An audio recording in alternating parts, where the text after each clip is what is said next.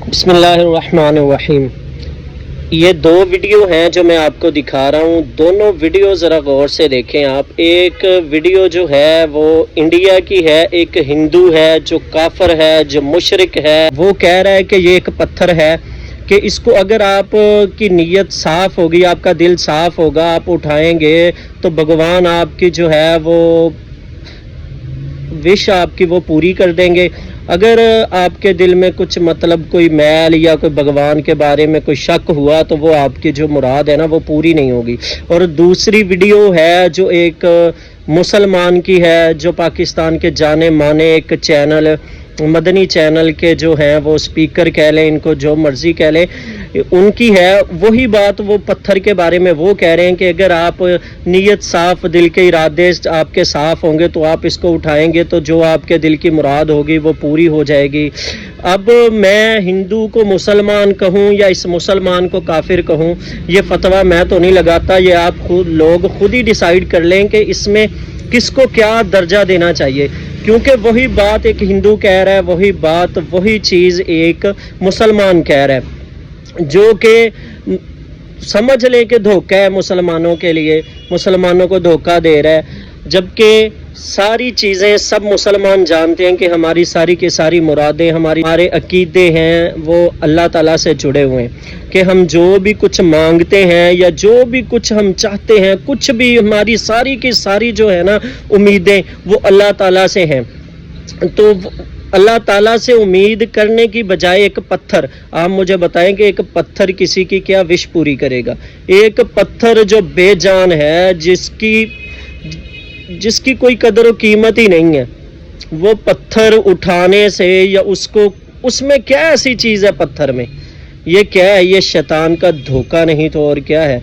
ये शैतान का दिया हुआ धोखा है। अब देखें लोग किस तरह जाके दरबारों पे मन्नतें मांगते हैं, जिस तरह हिंदू मंदिरों में जाके अपनी मन्नतें मांगते हैं।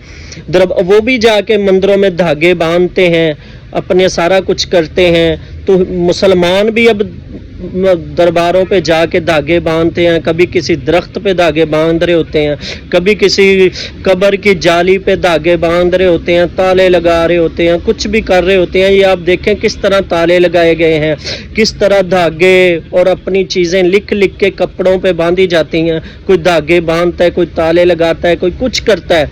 मतलब कि अपनी उम्मीदें जो हैं वो लोगों से वाबस्ता करते हैं, जो अल्लाह ताला से वाबस्ता करनी चाहिए थी। जो उम्मीदें, जो बंदे को तवक्कल, जो बंदे का मांगना अल्लाह ताला से सिर्फ और सिर्फ अल्लाह ताला से मंसूब होना, इसी का नाम तो मुसलमानियत है। इसी को तो इस्लाम कहते हैं, इसी पे चलना तो मुसलमानियत है। अब हम इस पे नहीं चलेंगे, ये चीज़ें नहीं करेंगे, हम वही तरीका इख्तियार करेंगे जो हिंदू करते हैं, या हम अल्लाह ताला की बजाय किसी दूसरे से मांगेंगे, किसी दूसरे मुर्दा शख्स से, कब्र में पड़े हुए शख्स से मांगेंगे, अपनी उम्मीदें, अपनी दुआएं उससे करेंगे, तो वो तो फिर यही तो शिर्क है। बुतों से तुझको उम्मीदें, खुदा से ना उम्मीदी, मुझे बता तो सही और काफरी क्या है? इसी का नाम तो काफरी है, इसी का नाम तो शिर्क है।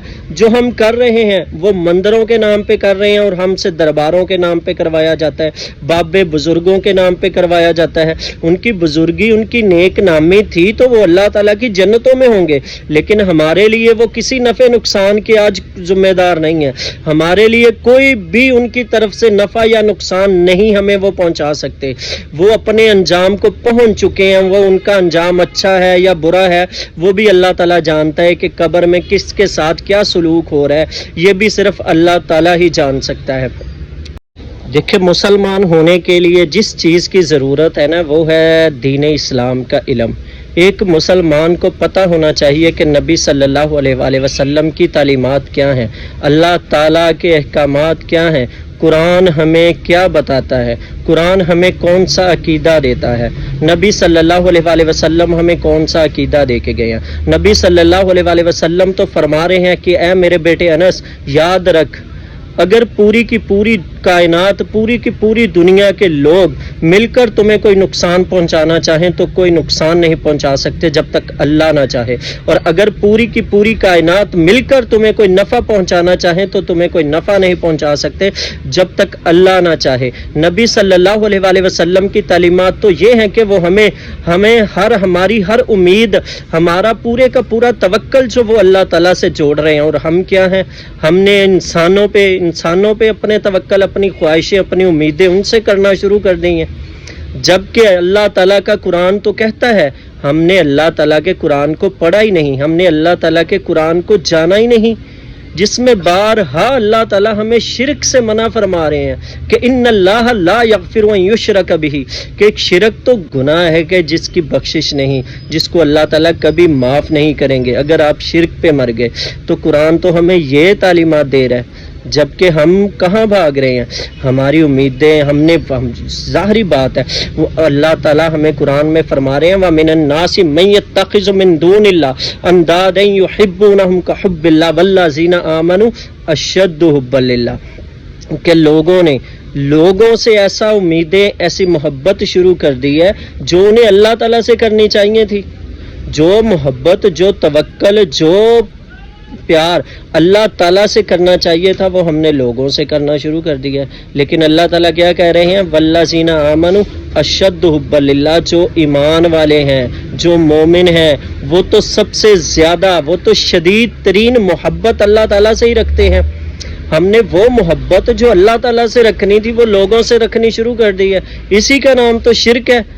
اللہ تعالیٰ سے اگر آپ نبی صلی اللہ علیہ وآلہ وسلم کو بھی ملائیں گے تو یہ شرک ہے، تو یہ باب بزرگ کہاں سے آ گئے بیچ میں؟ بات تو اللہ تعالیٰ کی ہے نا، دین سارے کا سارا جو ہے وہ تو قرآن اور سنت ہے، باقی کہاں سے یہ پیری فقیری مریدی، یہ دھاگے، یہ تعویذ، یہ فلاں، یہ دربار، یہ اسلام میں ان کی کوئی گنجائش نہیں۔ اسلام میں تو پکی قبر کا حکم نہیں ہے، آپ پکی قبر نہیں بنا سکتے، آپ قبر پہ عمارت نہیں بنا سکتے، آپ قبر پہ مجاور بن کے بیٹھ نہیں سکتے، آپ لوگوں نے وہاں پہ میلے ٹھیلے لگانے شروع کر دیے ہیں۔ یہ کہاں کا اسلام ہے؟ واللہ یہ کوئی اسلام نہیں ہے، یہ اسلام کے نام پہ سازشیں ہو رہی ہیں، یہ شیطان ہمیں بھڑکا رہا ہے، یہ شیطان ہمیں گمراہ کر رہا ہے۔ نیک لوگوں کی وجہ سے ہی شیطان نے ہمیشہ لوگوں کو گمراہ کیا ہے، نیک بزرگوں کی وجہ سے ہی۔ آپ دیکھیں کہ جو قرآن میں نام آتے ہیں کہ ود، سوا، یغوس، یعوق، نصر، کیا کہتے تھے وہ؟ کہ ان معبودوں کو ہم کبھی نہیں چھوڑیں گے۔ وہ معبود کیا تھے؟ وہ ان کے نیک بزرگ تھے جن کو بعد میں شیطان نے ان کو معبود بنا کر پیش کر دیا۔ یہی تو چیز ہے نا کہ ایک چیز سے آپ اتنی عقیدت، اپنا اتنا اس کے ساتھ محبت وابستہ کر لیں گے تو شیطان اسی میں سے آپ کو پھر شرک پہ لگا دے گا۔ تو اسی لیے اپنے آپ کو قرآن سے جوڑیے، سنت سے جوڑیے، قرآن کو سمجھیے، قرآن کو پڑھیے، واللہ قرآن کے سوا کہیں بھی ہدایت نہیں ہے۔ نبی صلی اللہ علیہ وآلہ وسلم کی سیرت پڑھیے، ان کو جانیے، ان کی زندگی کو پڑھیے، ان کی زندگی پہ چلنا سیکھیے، ان کی زندگی پہ چلنا شروع کیجئے۔ دیکھیں